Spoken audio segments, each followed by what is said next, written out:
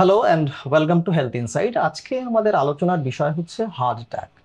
Heart attack কেন হয়, কোন কোন লক্ষণগুলো দেখলে আপনারা বুঝবেন যে আপনার হার্ট অ্যাটাক হয়েছে, হার্ট অ্যাটাক হলে করণীয় কি এবং এর কি কি চিকিৎসা আছে, এই সবগুলো নিয়ে আজকে আমরা আলোচনা করব। এবং এই আলোচনায় আমাদের যিনি মুখ্য অতিথি আছেন তিনি বানিপাল ঢাকুরিয়ার ডিরেক্টর এবং কার্ডিওলজির বিভাগীয় প্রধান ডক্টর পি.কে. হাজরা। নমস্কার ডাক্তারবাবু। নমস্কার। হেলথ ইনসাইটের সমস্ত দর্শক এবং টিমের তরফ থেকে আপনাকে স্বাগত। প্রথমেই যেটা আমরা জানতে চাইবো সেটা হচ্ছে হার্ট অ্যাটাক জিনিসটা কি অ্যাকচুয়ালি? হার্ট অ্যাটাক মানে হার্টের যে তিনটে আর্টারি রয়েছে, one of those arteries are clogged or blocked suddenly or partially. এটা একটা acute event, emergency event in patient's life, এবং এটা সাধারণত কিছু সিমটম দিয়ে আসে এবং অল অফ এ সাডেন আসে। এটাই হচ্ছে হার্ট অ্যাটাক। কোন লক্ষণগুলো দেখলে আমি বুঝবো যে আমার বা আমার প্রিয়জনের হার্ট অ্যাটাক হয়েছে? মানুষের শরীরে যে কোনো সিমটম যদি সাডেনলি আসে, অল অফ এ সাডেন, হঠাৎ যদি কেউ ঘামতে শুরু করে, হঠাৎ গ্যাস হয়, হঠাৎ চেস্ট পেন হয়, বাট মেইনলি গ্যাস সেন্সেশন যদি মনে হয় বুকের মধ্যে এবং ঘাম দিয়ে আসে, তারা যদি স্মোকার হয়, ডায়াবেটিস তাদের যদি মাত্রা বেশি থাকে বা ওষুধ খান, ওবেসিটি, স্ট্রেসফুল লাইফ, এগুলো না থাকলেও হতে পারে। মোদ্দা কথা হচ্ছে যে হঠাৎ মানুষের শরীর যদি খারাপ হয়, স্পেশালি ছেলেদের, এবং গ্যাস লাইক সেন্সেশন যদি হয়, তাহলে হার্ট অ্যাটাক হয়। আপনি একটা কথা বললেন স্পেশালি ছেলেদের, তাহলে কি ছেলেদের হার্ট অ্যাটাক হওয়ার সম্ভাবনা কি বেশি? অনেক বেশি মেয়েদের থেকে। মেয়েদের হার্ট অ্যাটাক আমরা দেখেছি কম হয়, হয় না যেমন নয়, কম হয়। আর একটা মেয়েদের কারণ হচ্ছে আমাদের দেশের মেয়েরা অনেক মার্জিত লাইফ লিড করে, নো স্মোকিং। ছেলেদের স্মোকিং এর সংখ্যা অনেক বেশি। জেনেটিক্যালি ছেলেদের হার্ট অ্যাটাক এশিয়ান ইন্ডিয়ানদের মধ্যে বেশি হয়। তো males are more prone for heart attack, females are prone for heart attack but lesser than male. ইদানিংকালে আমরা সংবাদ মাধ্যমে দেখতে পাই একদম অল্প বয়সী ছেলেদের মধ্যেও এই ধরনের সমস্যা দেখা দিচ্ছে, এটার পিছনে কি কারণ? অল্প বয়সী ছেলেদের কোলেস্ট্রল এবং অন্যান্য প্যারামিটার্স চেক হয় না, এবং এটা অনেক হাই থাকে। এইসব ইয়াং যারা মেল পেশেন্ট, তাদের অনেক দিন থেকেই প্রসেসটা শুরু হয়। সেই জন্যই আমরা বলি যে ইয়াং হার্ট অ্যাটাকের প্রধান কারণ কোলেস্ট্রল এবং cholesterol related abnormality, not only smoking, hypertension, এবং এরা জেনেটিক্যালি প্রোন হয়। তার মানে এদের শরীরে কোনো একটা জিন, জন্মগত কারণে ভগবান তার খারাপ জিন দিয়েছে। আচ্ছা, আর যদি ধরুন আমি বুঝতে পারলাম যে আমার হার্ট অ্যাটাক হয়েছে, তো যেটা কি হয় যে আমাদের যে ধরনের আমাদের আর্থিক সামাজিক পরিবেশে আমরা বাস করি, সাধারণত কি করে একটা গ্যাসের ট্যাবলেট এনে তাকে খাইয়ে দেয়, বা যারা একটু কি বলবো একটু হয়তো ওষুধপত্রের খোঁজ খবর রাখেন, তারা একটা সরবিটেড জিভের তলায় দিয়ে দেন। তো এটাকে আপনি কিভাবে দেখছেন? এটাকে যেমন বললাম যে হঠাৎ যদি মানুষের শরীরে গ্যাস লাইক সেন্সেশন হয়, তাহলে ধরে নেবেন এটা হার্ট অ্যাটাক। আচ্ছা, স্পেশালি ছেলেদের। এবং সঙ্গে সঙ্গে যেটা করা উচিত, ডাক্তারের পরামর্শ নেওয়া উচিত, একটা ইসিজি করা উচিত, আর ট্রোপোনিন বলে একটা টেস্ট আছে, ব্লাড টেস্ট, একটা করা উচিত। তাহলে তিনটে জিনিস করতে হবে: ইসিজি, ডাক্তারের পরামর্শ, আর ট্রোপোনিন। ডাক্তার বলে দেবে যে তিনটেই নর্মাল আছে, তিনটেই আপনার চান্স কম, সুতরাং আপনি গ্যাসের ওষুধ খেতে পারেন। তাও কিন্তু ডাবল চেক করবেন। আচ্ছা, যদি আবার রাত্রেবেলায় একই সেন্সেশন হয়, ভর্তি হতে হবে। আচ্ছা, ভর্তি হয়ে angiography is the gold standard. তার মানে ইসিজি নর্মাল, সিমটম আছে, ট্রোপোনিন নেগেটিভ, তাও হার্ট অ্যাটাক হতে পারে যদি সিমটমটা খুব সাজেস্টিভ হয়। মানে একটা ছেলের যদি থুতনির তলা থেকে এই অবধি কোনো সিমটম, পেছনের সিমটম, হঠাৎ ডায়রিয়া, হঠাৎ গ্যাস, হঠাৎ পেন হাতে, পায়ে, ডায়ে, যেখানে খুশি হতে পারে, এবং সেটা যদি ঘামের দিয়ে হয়, ঘামের সাথে যদি হয়, ধরে নেবেন একটা heart attack until proved otherwise. এবং ট্রিটমেন্ট হচ্ছে যত তাড়াতাড়ি হার্ট অ্যাটাকে খুলবেন তত ড্যামেজ কর। তার মানে আপনি বলতে চাইছেন যে যদি আপনি এই লক্ষণগুলো অনুভব করেন, তাহলে অযথা কোনো ক্লিনিকে না গিয়ে সরাসরি হাসপাতালে পৌঁছানোই ভালো।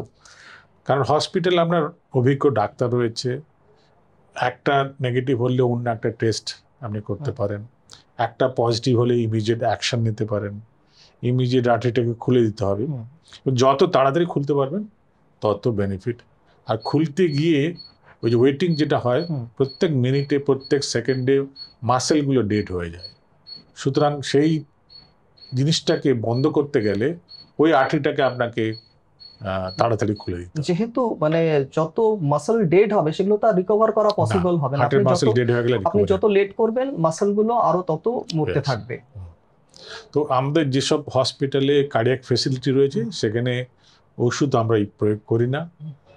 অ্যাঞ্জিওপ্লাস্টি করা হয়, রিং বসানো হয়, স্টেন্ট বসানো হয়, ক্লটগুলো লেজার দিয়ে পুড়িয়ে দেওয়া হয়। আচ্ছা, নতুন ট্রিটমেন্ট আমাদের হসপিটালে লেজারগুলো শাক করে নেওয়া হয়, লেজারগুলোকে শাক করার পর থেকে আবার লেজার দিয়ে পুড়িয়ে দেওয়া হয়। বিভিন্ন প্রসেস রয়েছে। যত তাড়াতাড়ি আর্টারিটাকে ক্লিন করতে পারবেন, ক্লটগুলোকে বের করে নিতে পারবেন এবং ফ্লো এস্টাবলিশ করতে পারবেন, ততই আপনার লং টার্ম নর্মাল হার্ট হতে পারে। এবং কিছু কিছু ক্ষেত্রে দেখা গেছে absolutely pristine heart patient gets back যদি তারা তাড়াতাড়ি ট্রিটমেন্টটা পায়। এবং এটা পেরিফেরিতে যেখানে ক্যাথল্যাব নেই সেখানে আমরা ক্লট বাস্টার দিই, মানে ক্লটগুলো ভেঙে যাওয়ার জন্য কিছু ওষুধ দিই। বাট 50% চান্স আমরা খুলতে পারি, 50% চান্স খুলবে না। এবং যদি না খুলে বা খুলেও যদি থাকে তাহলেও আপনাকে একটা সেন্টারে আসতে হবে চেক করার জন্য অ্যাঞ্জিওগ্রাফি দিয়ে যে সত্যিকারে আমরা আর্টারিটা খুলেছে কিনা। আচ্ছা, তাহলে এছাড়া আর কি ধরনের চিকিৎসা হয় মূলত কোলেস্ট্রল। আচ্ছা, কোলেস্ট্রল মানে একটা ধরনের কোলেস্ট্রল নয়, এখন আমরা জানি অ্যাটলিস্ট 5-6 ধরনের কোলেস্ট্রল যেটা বসলে, যেটা জমা হলে ট্রাইগ্লিসাইড জমা হতে পারে, লাইপোপ্রোটিনে জমা হতে পারে, এলডিএল জমা হতে পারে, অ্যাপোবি, অ্যাপোসি, স্মল এলডিএল। তো এরকম আমরা ভাবতাম আগে যে একটা কোলেস্ট্রল যদি কমে থাকে ওষুধের মাধ্যমে তাহলে ইটস প্রোটেক্টেড। নো, পুরো কোলেস্ট্রল ধরুন অ্যাজ লো অ্যাজ পসিবল 10-15 এই লেভেলে থাকা উচিত। যেই কোলেস্ট্রল ব্যাড কোলেস্ট্রল বলে জানতাম, এলডিএল কোলেস্ট্রল, শুধু সেটাই রেসপন্সিবল নয়। আমি যেটা বলছি 5-6 ধরনের কোলেস্ট্রল, ট্রাইগ্লিসাইড, অল আর রেসপন্সিবল। পরিমাণে সবগুলোই কম থাকতে হবে। এবং সেটা একটা ট্যাবলেট দিয়ে হবে না, দুটো দিয়েও হবে না, অনেক সময় ইনজেকশন নিতে হয় আজকাল, ম্যান্ডেটরি। যত তাড়াতাড়ি জীবনের কোলেস্ট্রল লোয়ারিং এজেন্ট নেবেন, either injections or tablet or in combination, দুটো মিলিয়ে, এবং যত দিন নেবেন, 20 বছর, 30 বছর, 40 বছর, সুতরাং প্রলং ট্রিটমেন্ট নিলে তাহলে হার্ট অ্যাটাকের প্রবণতা কমে যায়। না যে আপনি জিজ্ঞেস করলেন যে ইয়াং ছেলেদের হার্ট অ্যাটাক হচ্ছে, তার প্রসেসটা শুরু হয়ে গেছে 15 বছর বয়স, 18 বছর বয়স। সে যেহেতু ইয়াং, আমাদের কনসেপ্টটা ছিল ইয়াং লোকেদের হার্ট অ্যাটাক হয় না, কিন্তু এখন যখন দেখছি ইয়াংদের হচ্ছে, বেসিক্যালি আমাদেরও রিডিজাইন করতে হচ্ছে, রিথিঙ্কিং করতে হচ্ছে এদের কেন হচ্ছে। বেসিক্যালি আমরা এখন দেখছি যে 15, 16, 17, 18 because of the lifestyle change, economic development, এদের কোলেস্ট্রল ডিপোজিটস এবং হাই কোলেস্ট্রল অনেক জীবনের অনেক আগে থেকেই শুরু হয়ে যায়। সুতরাং তখন থেকেই ডায়েট, এক্সারসাইজ এবং কোলেস্ট্রল লোয়ারিং এজেন্ট, মানে ব্লাড কোলেস্ট্রল কমানোর জন্য যে ট্যাবলেট আছে বা ইনজেকশন আছে সেগুলি নিতে হবে। ল্যাক অফ স্লিপ কি এটার জন্য খানিকটা দায়ী হতে পারে? কারণ এখন যা আমাদের লাইফস্টাইল, এগেন বাকি ডায়াবেটিস হোক, হাইপারটেনশন হোক, স্মোক হয়, যদি কোলেস্ট্রল তার নর্মাল লেভেলে থাকে, 10, 15, 30, 40 এই লেভেলে, ট্রাইগ্লিসাইড লেস দেন 150, লাইপোপ্রোটিনে বিভিন্ন রকম প্যারামিটার্স রয়েছে, সবগুলো যদি কম থাকে, ল্যাক অফ স্লিপ হয়তো একটা কারণ হতে পারে, বাট ওটা সোল কারণ নয়। ওটা প্রেসিপিটেটিং ফ্যাক্টরস হতে পারে। যাদের ল্যাক অফ স্লিপ হয়, ডায়াবেটিস হয়, স্মোকার হয়, family history of heart disease রয়েছে, সাডেন কার্ডিয়াক ডেথ রয়েছে, তাদের আগে থেকে প্রিকশন নিতে হবে, বেশি ওষুধ খেতে হবে, প্রলং খেতে হবে, হায়ার ডোজ লাগে। এরাকে বলি আমরা এক্সট্রিম হাই রিস্ক। যাদের এগুলো কিছুই নেই তাদের ওষুধ খেতে হবে, হয়তো লোয়ার ডোজ খেতে হবে। আচ্ছা, আপনি বারবার কোলেস্ট্রল কম করার কথা বলছেন, তো আমরা কি ধরনের লাইফস্টাইল এবং ডায়েট ফলো করলে আমরা? আগে বলতাম ডায়েট দিয়ে কমে, ডায়েটের সঙ্গে কোলেস্ট্রলের কোনো সম্পর্ক নেই এক্সেপ্ট ট্রাইগ্লিসাইড। এই কনসেপ্টটা এখন চেঞ্জ হয়ে গেছে। ডায়েটারি রেস্ট্রিকশন করলে আপনার ওবেসিটি কমবে, ডায়াবেটিস কমবে, প্রেশার কমবে, ইউরিক অ্যাসিড কমবে, ক্যান্সার কমবে, ভালো থাকবে, ফিট থাকবেন। কিন্তু ওটাই একমাত্র কারণ নয় যে ব্যাড ডায়েট মানে heart attack. Bad diet plus high cholesterol এবং বিভিন্ন ধরনের কোলেস্ট্রল যদি বেশি থাকে তাহলেই হার্ট অ্যাটাক হবে। ব্যাড ডায়েট, জিন ভালো, সব কোলেস্ট্রল ভালো, কিছুই হবে না। তাহলে মোটামুটি যেটা বোঝা গেল যে আপনাকে কোলেস্টেরলটা নিয়ন্ত্রণে Yes. রাখতেই হবে, না হলে এই ধরনের সমস্যা থেকে মানে এই ধরনের সমস্যা এড়ানোর আর কোনো অ্যাজ সাচ উপায় নেই। আর যেটা হচ্ছে কথা হচ্ছে আপনারা ধরুন একটা পেশেন্টকে ধরুন চিকিৎসা করা হলো তার, তারপরে তাকে কি ধরনের লাইফস্টাইল ফলো করতে হবে? রাইট। তো শুধু হার্ট অ্যাটাক ট্রিটমেন্ট হয়ে গেল তারপরে লাইফ জিঙ্গাল আলাদা হতে পারে না। এগেন কোলেস্ট্রল, আচ্ছা, কোলেস্ট্রল অ্যাজ লো অ্যাজ পসিবল। আগে যেটা 70, 100, 130 ভাবতাম, সেটা 10-এ নিয়ে আসতে হবে।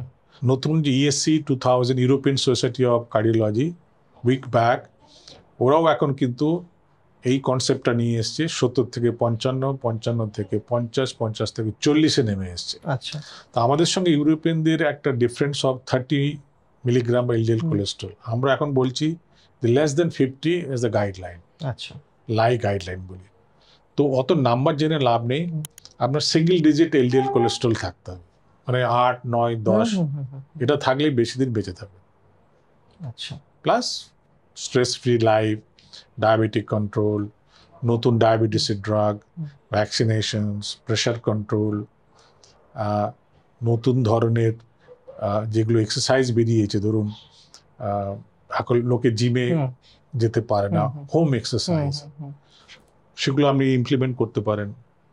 নতুন ড্রাগ বেরিয়েছে যেগুলো প্রেশারকে ভালোভাবে কন্ট্রোল করতে পারে, ডায়াবেটিসের ড্রাগ সম্পূর্ণ চেঞ্জ হয়ে গেছে। তো এগুলো হচ্ছে basically game changer. So game changer molecule আপনাকে নিতে হবে। এগুলো সবই কস্টলি, কিন্তু ডেফিনেটলি 8 থেকে 10 বছর এক্সট্রা লাইফ আপনি পাবেন। আপনি যে জিনিসগুলোর কথা বলছেন এগুলো তো আমাদের ধরুন পশ্চিমবঙ্গের বিভিন্ন প্রান্তীয় এলাকায় এই ধরনের আধুনিক চিকিৎসা বা মেডিকেশন কি অ্যাভেলেবেল আছে? ধরুন আমাদের দেশে প্রবলেম হচ্ছে এডুকেশনটা খুব স্লো, এবং লোকে শিখতে চায় না, জানতে চায় না। সারাদিন একজন গ্রামের ডাক্তার, সে বিজি হচ্ছে পেশেন্ট দেখা, সারাদিন সকাল থেকে শুধু পেশেন্ট দেখে যাচ্ছে। কিন্তু নিজেকে আপডেট করতে হবে। সেই জন্য ওয়েস্ট বেঙ্গল গভর্নমেন্ট এখন একটা স্টেপ নিয়েছে যে আপনাকে রেজিস্ট্রেশন তখনই দেওয়া হবে যদি আমরা সিএমই ক্রেডিট, মানে আমরা যদি এডুকেশন যদি আপডেটেড না থাকে আপনি প্র্যাকটিস করতে পারবেন না। আচ্ছা, এটা বিদেশে আছে, আমাদের দেশে জাস্ট এসছে। সুতরাং আপডেট করতে হবে নলেজ। আপনাকে এডুকেশন যেগুলো সেমিনার হয়, কনফারেন্স হয়, জার্নাল ক্লাব হয়, এগুলোকে আমরা পড়তেই হবে। সে এমবিবিএস হয়ে গেল তারপর আর পড়াশোনা করবেন না, কিছু আপডেট করবেন না, এটা আর চলবে না।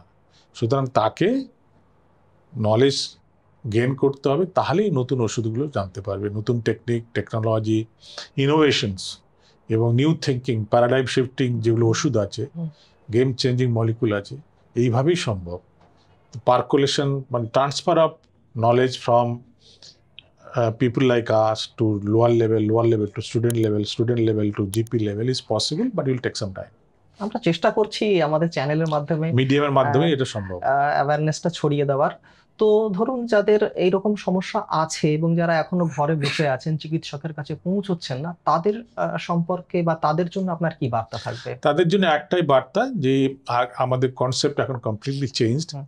যে আমরা আগে শুধু diet, no smoking, exercise, stress free life, pressure control, uric acid কম থাকবে, ফ্যাট খাবেন না, তেল বেশি খাবেন না, এগুলো তো করবেনই।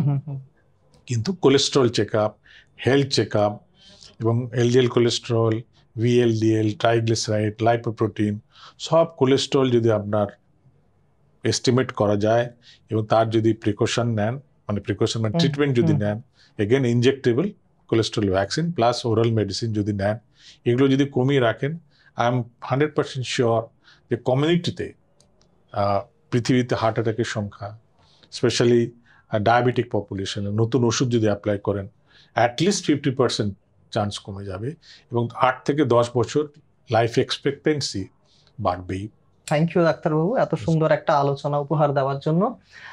তো হার্ট অ্যাটাক নিয়ে যদি আপনাদের আরো কোনো প্রশ্ন থাকে তাহলে আপনার নিঃসন্দেহে কমেন্ট বক্সে লিখে জানাতে পারেন।